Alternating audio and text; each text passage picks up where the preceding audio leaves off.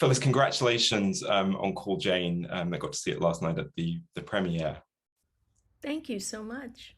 And I mean, what's your sort of Sundance experience been like? Obviously, it's a bit different this year with it being online, but I did see you had a nice glass of red wine as you were doing the Q&A last night. Yeah, I mean, that is the one advantage of virtual Sundance. Like you can drink through it, I suppose. Um, I'm thrilled that, people are getting to see it. And it is odd, though. I will say that the whole notion of having it on my screen while I'm making dinner and waiting for the Q&A, because I've seen it, a million times. Um, it is a strange experience, but perhaps the world is going this way now, eventually. So let me take you back a bit to when Call Jane first came to you. How actively were you looking to direct again? And what was it about Call Jane that made you want to devote your time to it? Yeah, I realize that, I've always just wanted to direct. I mean, not that I don't want to write, but I I didn't see myself as a writer for hire solely. Um, and I did a fair bunch of that in the wake of Carol, because the work was there and you made some money and, that was fine. But as I started thinking about it a couple of years ago, wow, time's a wasting. And a couple of projects that I had been developing from my own work with producers I knew, we ran into like very bad luck with. One of them was due to a political situation in the two countries that were co-producing it. It's a long story for another time. And then the other one was uh, COVID started coming, and it was like, oh, we can't do this. So you spend a lot of time trying to develop this work, and it's easy for it to go south. So at this time, I let it be known that I was looking for something, I didn't write, to direct. And Robbie Brenner, the producer of Call Jane, sent me this script. And I thought, well, this there's something. I didn't know very much about the Janes. I knew that they had existed.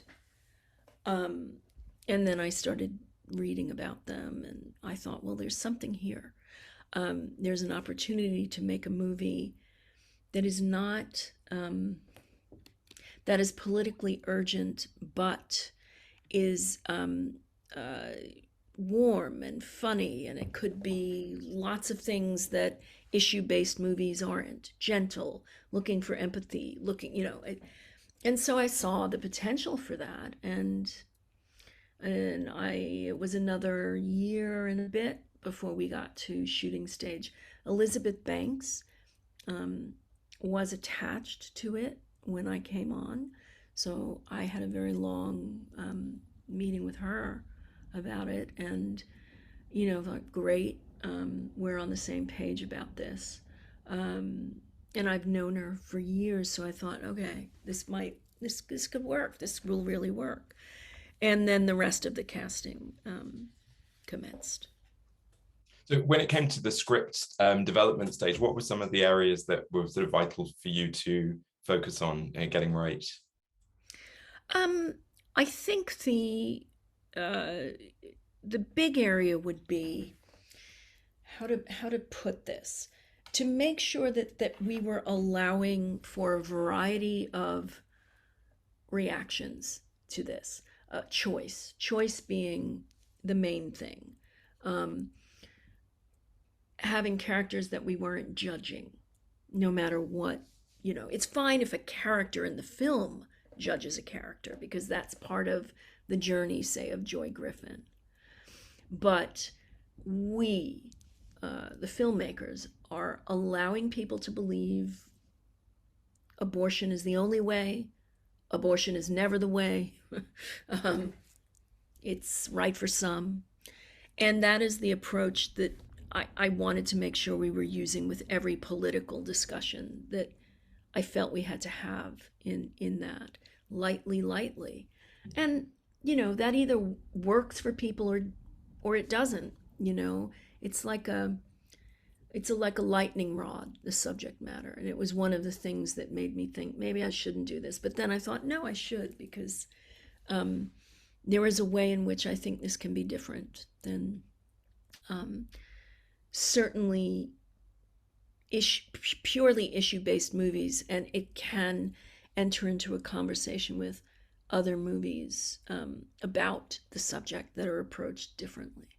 Yeah, and obviously articles, and there was a piece in the New York Times today actually that you might have seen it, that speaking to with women sharing their stories from around this period, from sort of, a lot of them were from 1968, and I thought the same thing. I've just seen this film last night, and I'm reading this today, and of course, with it being the 49th anniversary of the Roe versus Wade decision, there's a lot to engage with. And we're still here. I mean, we're still at the same place, basically. Probably actually slightly worse than 49 years ago, and it's about to get a lot worse. Yeah. So going back to the film itself, you open with a kind of POV shot with from behind Elizabeth Banks' character, Joy, and then really sort of immersed in her point of view. And later, as she goes for her abortion, we follow her very, very closely. And I love the time that you took over that first procedure, from her being collected in the car and the elevator, and then when she's in the room alone, that detail of her just sort of patting down the sheet and sort of and getting that right. And could you just tell me a bit about your approach to showing us that, which is the first kind of procedure that we see in the film? Yeah. Well, I always knew that we needed to show a procedure in its entirety. And it was hers, obviously, that needed to be shown, because with that, we can then take a journey with the procedures to, without giving it away too much, the last procedure we see, which is very different in nature than the first one. But Joy Griffin's journey, and the empathy we can generate for her, and the fact that I don't think I've ever seen an entire abortion procedure on film. I mean, we get bits and pieces of it. So, my favorite, it sounds odd to say, my favorite abortion film is Claude Chabrol's movie, Story of Women, which was Isabelle Huppert in 1980. And it's about a French abortionist during the Vichy regime, who was, I think, the last woman hanged in France. But we have the same abortion procedure, like she takes that like squeegee thing that we see now in the happening. And so you realize, Jesus, nothing has changed. That was 1940. There's, but what we don't do is go through the steps, basically. We had to go through these steps in this film in order for the rest of the scenes to make sense. And we have a number of procedures which are charting both the different kinds of women who needed procedures. For whatever reason, we don't ask, although Joy asks.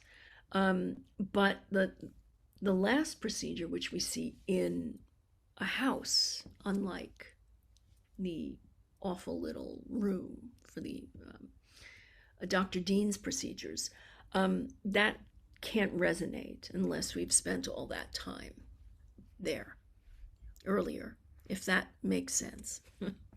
And when Joy does start to become involved, Dr. Dean says something like, "Oh, has Virginia run out of her activist dykes and she's brought you on board?" And I mean, the sexuality of the women who are involved in sort of running the James is kind of beside the point, and it's not really dealt with in the film. But I wondered, like in your research, were quite a lot of lesbians involved? I can only assume they were. I mean, this wasn't a feature of any of the No.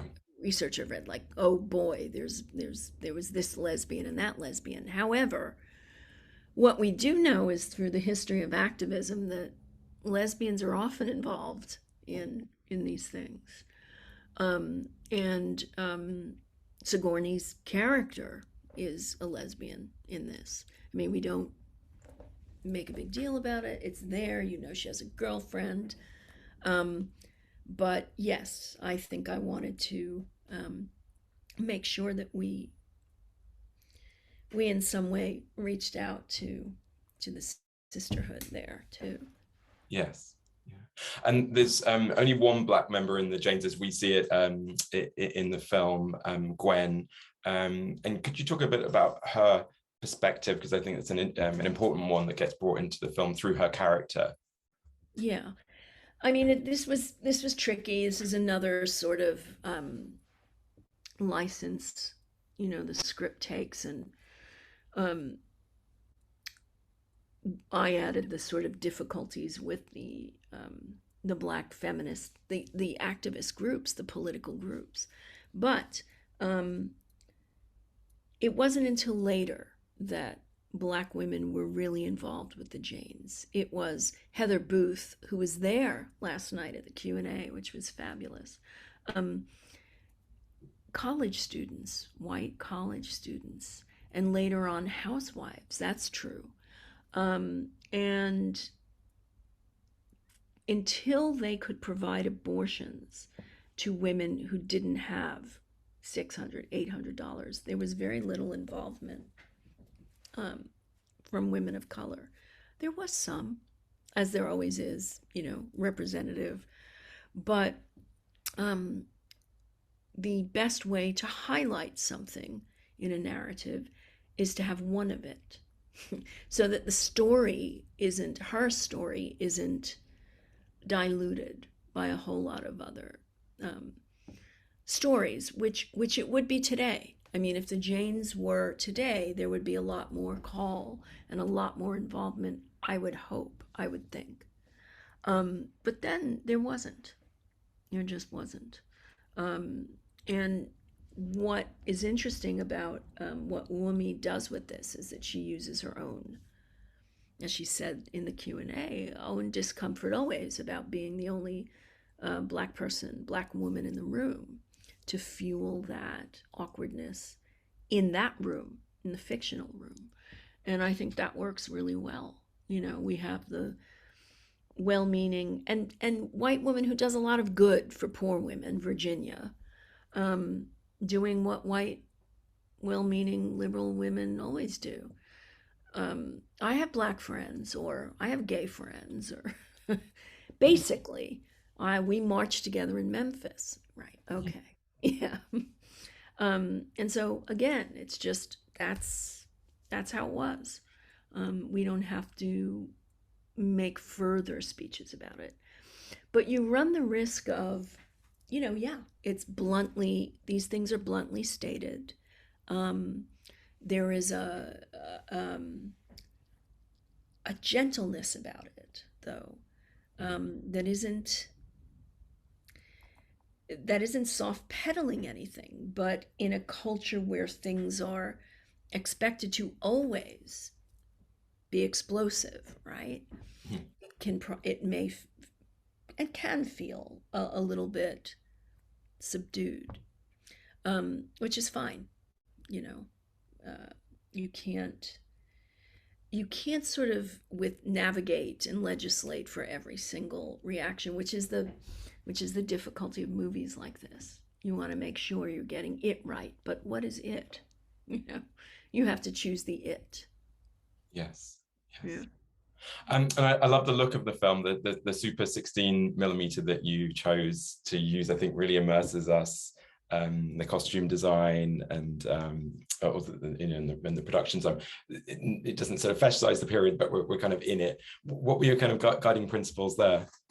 That was exactly it. I had no desire to make to fetishize the 60s, to make a fantasy 60s or a comment on it. And one of the ways you do it on a budget is by using film, because it's very texture gets you there. It does a lot of the work, but also insisting that we didn't have what I'm trying to think of an example of something that fetishized the 60s. You can probably think of about many of them. But those things that I watch where I look at ordinary middle class people wearing, the most astonishing things that we'd all probably love to have, but you think, hang on, how did they get that? Yes. And so there was always the guiding principle was, let's make this real. So everything from we were on location for everything except Dr. Dean's abortion room, which was a set that we built. And so the guiding principle was, let's get, the right scale of houses. Virginia's a little wealthier than the rest of them, so she gets a bigger, that was a beautiful brownstone. But Joy and her husband live in this, quintessential cottage of sorts. Yeah. As does Lana, the character played by Kate Mara. So I'd like to just ask you, now Carol was voted the best LGBTQ film of all time by the British Film Institute's during their poll, which I contributed to actually back in 2016, and frequently still celebrated and re-cherished by audiences and critics. But I wonder what your own favorite piece of LGBTQ plus culture is, whether it's Oh, wow. book, Okay. book, TV series, a film, music, artwork, or you could choose a person, so just someone or something that's had an impact on you and resonated with you over the years, and why. Right. Well, I'm just going to exclude Carol on the grounds of bias, really. Okay. Gosh, there's so many answers to that. I'm going to say that I'm going to go with something that's relatively recent that has had a continuing. There are two. One is BPM, the French film that I thought was just extraordinary and it had a profound effect on me emotionally. And the other film that I greatly admire of late is Portrait of a Lady on Fire. I like her work. Have you seen Petite Maman? Yeah, that's extraordinary, and that feels queer to me in a very interesting way that isn't literal. So that too. But those are recent things. I remember reading when I was a kid, oh God, what is that book called? The Well of Loneliness. Before I knew anything really about, and I remember thinking, I'd hang myself too, in that circumstance, but God, let me never, ever have to go through this in any way, shape, or form. So I suppose that book has had more of an effect than you might think, although it's not I don't cite it as an influence. It's not. It's just, let me stay away from that. Kind of. Interesting how things can impact us before we even know Yeah. ourselves. Yeah, I know. And when I'm reading all those books like Ruby Fruit Jungle, where you don't know, it's like titillating and thrilling, obviously had an effect. And of course, reading the work of Patricia Highsmith before I knew her was hugely influential in many ways, even though, nobody's really queer in Highsmith's work.